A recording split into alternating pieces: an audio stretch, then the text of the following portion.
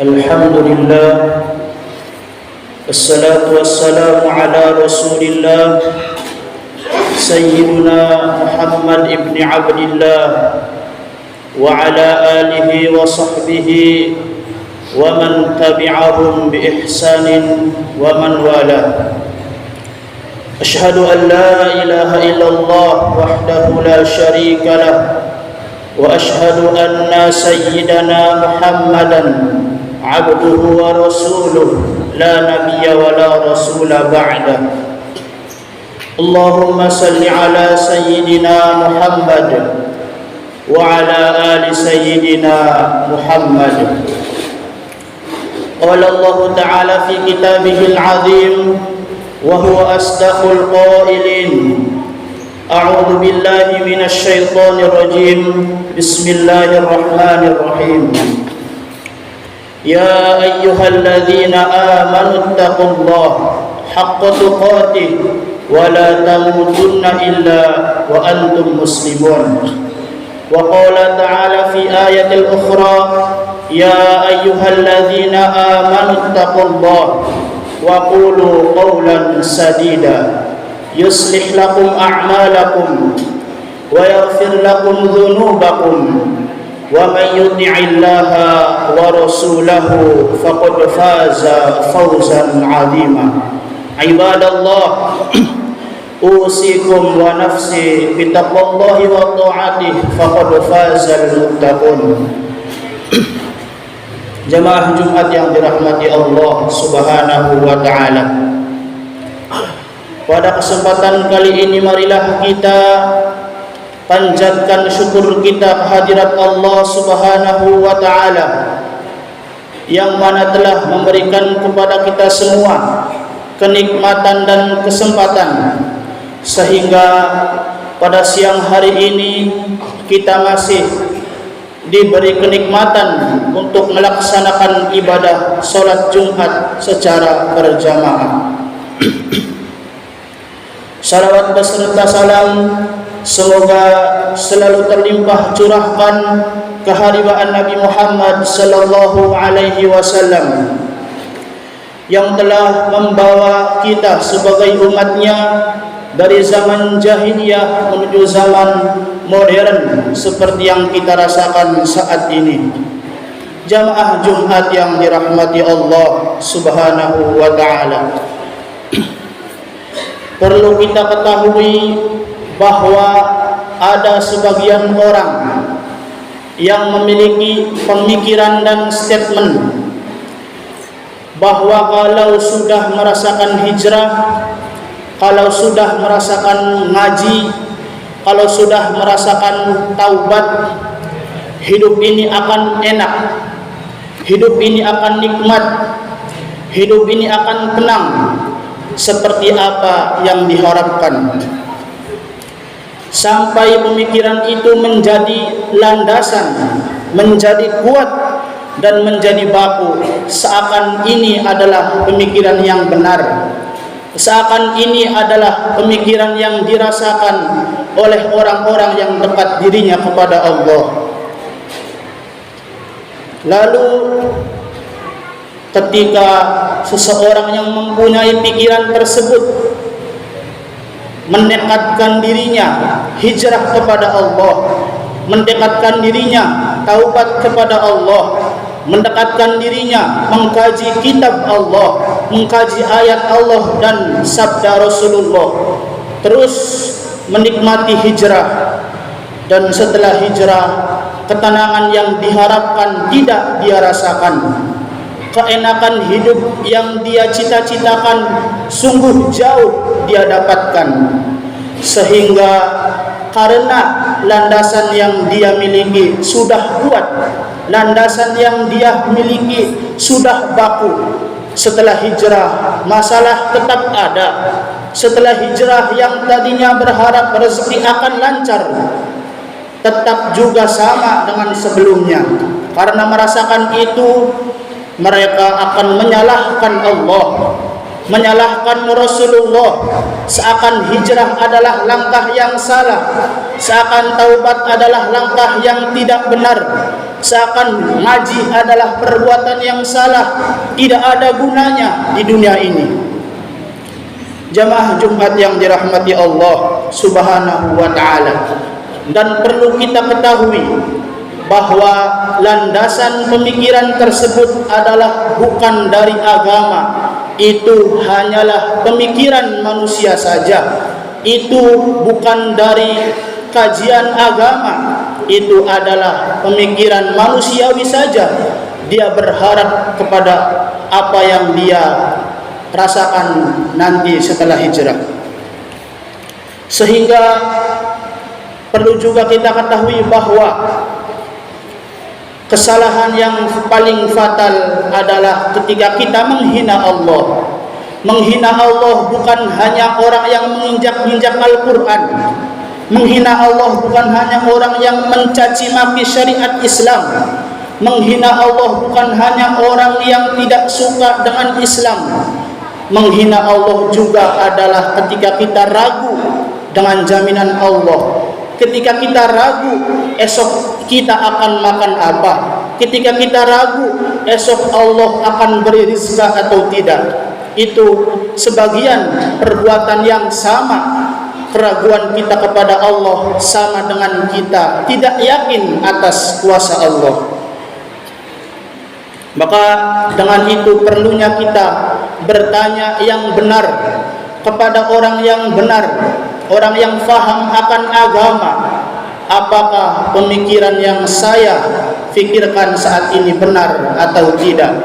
Apakah statement yang saya bawa tepat atau tidak? Apakah pemikiran yang saya yakini saat ini benar atau tidak?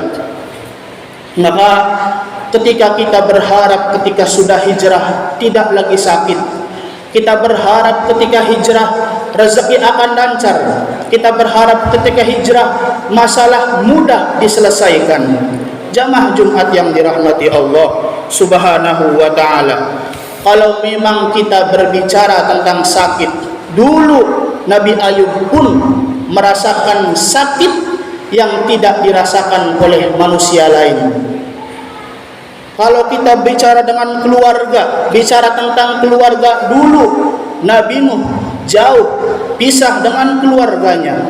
Kalau kita bicara tentang rezeki, bagaimana kita bisa perhatikan susahnya Nabi Muhammad, susahnya Nabi Ayub, susahnya Nabi Nuh, susahnya Nabi Musa ketika menjalani hidup, ketika dekat dengan Allah, ketika menyampaikan Islam kepada umat-umatnya.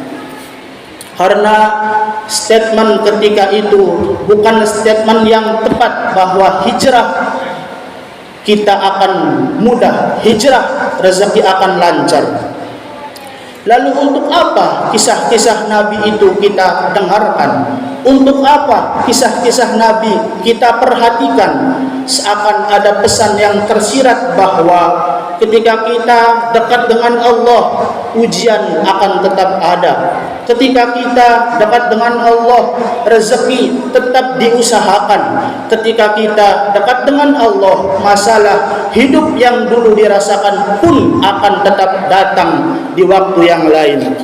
Lalu apa tujuan takdir itu ada? Tujuan Allah mengadakan takdir kepada kita. Wa ma khalaqtul jinna wal insa illa liya'budun.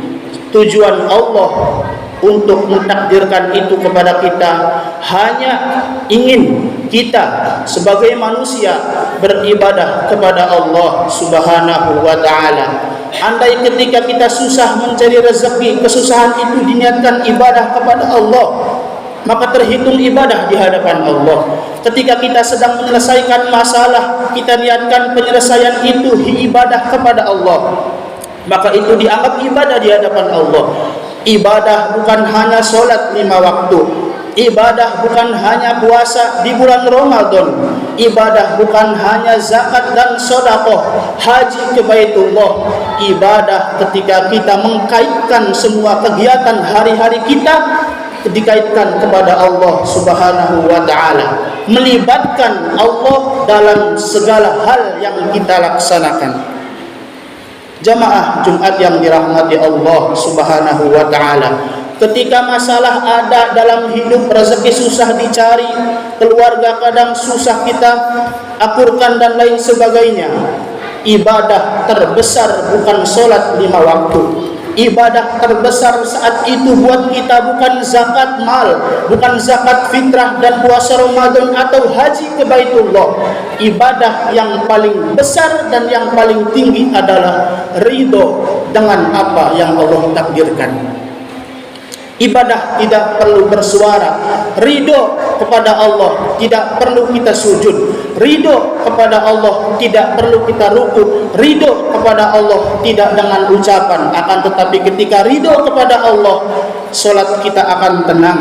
Ridho kepada Allah, puasa kita akan ikhlas. Ridho kepada Allah, sedekah kita akan ikhlas kita laksanakan. Lalu tujuan Allah mentakdirkan itu tidak lain tidak bukan agar istighfar kita lebih lama dan khusyuk, agar sujud kita lebih lama berdoa kepada Allah, agar salat kita lebih khusyuk kita laksanakan di hadapan Allah Subhanahu wa taala. Jamaah Jumat yang dirahmati Allah Subhanahu wa taala, pesan yang tersirat yang akan disampaikan pada khutbah ini adalah, lalu apa perbedaan orang yang hijrah dan yang belum hijrah? Apa perbedaan orang yang taubat dan yang belum taubat? Apa perbedaan orang yang ngaji dan yang belum merasakan kajian Islam? Perbedaannya adalah secepat apa dan semudah apa dia mengembalikan keadaan yang dia rasakan kepada Allah Subhanahu wa taala. Ketika dia berhasil akan pekerjaan, ketika dia berhasil akan karirnya, ketika dia berhasil akan cita-citanya, secepat apa keberhasilan itu dia kembalikan kepada Allah, mengucapkan alhamdulillahirabbil alamin, la haula wala quwata illa billahil aliyil azim. Ini bukan usaha saya, ini bukan kerja saya hanya ikhtiar dan usaha. Hasil yang saya rasakan saat ini adalah hasil yang Allah berikan. Tentu itu adalah takdir kebaikan di sisi Allah Subhanahu wa taala. Ketika kita gagal, secepat apa kita mengembalikan kegagalan itu kepada Allah Subhanahu wa taala. Ketika kita berbuat salah, secepat apa mulut ini mengucapkan astagfirullah, secepat apa hati ini mengislah, membenarkan apa kesalahan yang kita kerjakan. Perbedaan antara orang yang hijrah sama yang belum hijrah adalah secepat dan semudah apa dia mengembalikan keadaan kepada Allah Subhanahu wa taala. Barakallahu li wa lakum fil Qur'anil azim wa nafa'ani wa iyyakum bima fihi minal ayati wa dzikril hakim. Fataqabbal minna wa minkum wastaghfiruh innahu huwal ghafurur rahim.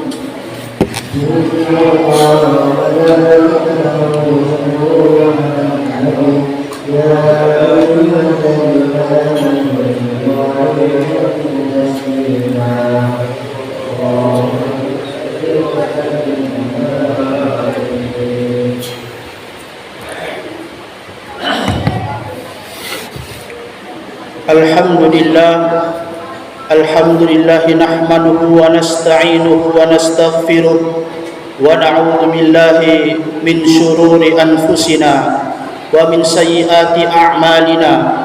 May yahdihillahu fala mudilla lahu wa may yudlil fala hadiya lahu.